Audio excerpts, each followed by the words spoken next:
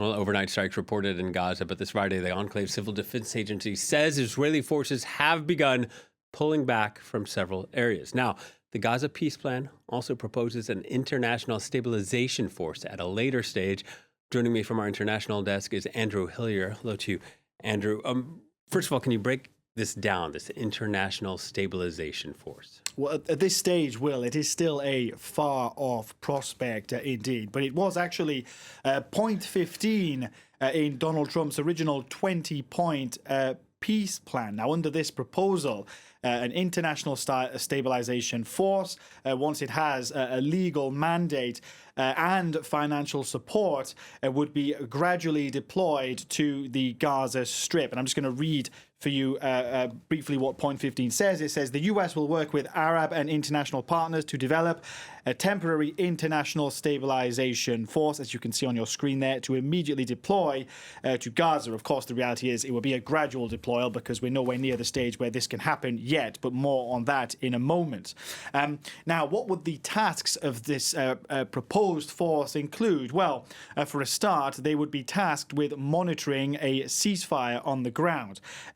They would also be tasked with overseeing the disarmament of Hamas. Now, that's a very big if, because Hamas, of course, haven't yet agreed to disarm. And a third task would be to support the transfer of security responsibilities to the Palestinian Authority. Now, the details of this, as you can see, are very vague. They were vague in the original 20-point peace plan, and they are still quite vague as things stand. But that is really no surprise, because this is, Will, a very Trumpian way of doing things. It's to say, well, here are the main points. Let's flesh out the deals later on down the line. And much of Thursday's meeting actually in Paris between European and Arab foreign ministers was actually devoted to trying to flesh out little parts of that plan, and in particular the thorny issue of getting that this proposed force some kind of legal mandate, possibly a UN mandate, to give it that legal backing that it would need to be deployed.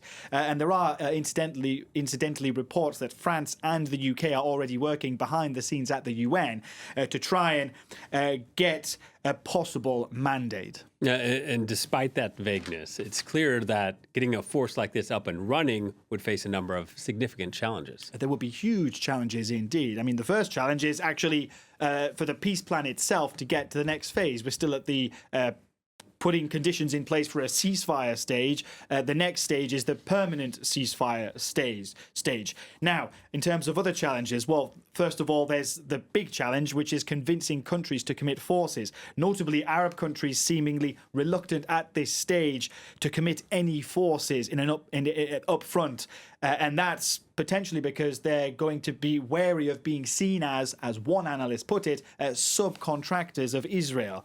The other issue, as I just touched on there in my first answer, is legality. The act of sending troops to carry out combat operations or peacekeeping operations is mandated by international law. So it would need some kind of legal mandate to deploy. Normally, that kind of legal mandate is authorized, is given by the UN Security Council. However, it's unclear whether US President Donald Trump or Israeli Prime Minister Benjamin Netanyahu would be interested in securing a legal mandate from the UN. And then the third point is in terms of the effectiveness of disarming Hamas. Of course, full disarmament requires a credible political process. We don't have that yet. So this is by far the most ambitious of this proposal's briefs. And the even bigger question is that at this stage would also be, well, apart from the fact, would Hamas even agree to disarming? If it does agree to disarm, what about the chance of splinter groups breaking off and trying to continue to carry out acts of violence? So big questions at this stage, and that's why it's still very much a proposal that's far off from taking shape. Indeed, and we'll be following that situation throughout the weekend and the days to come.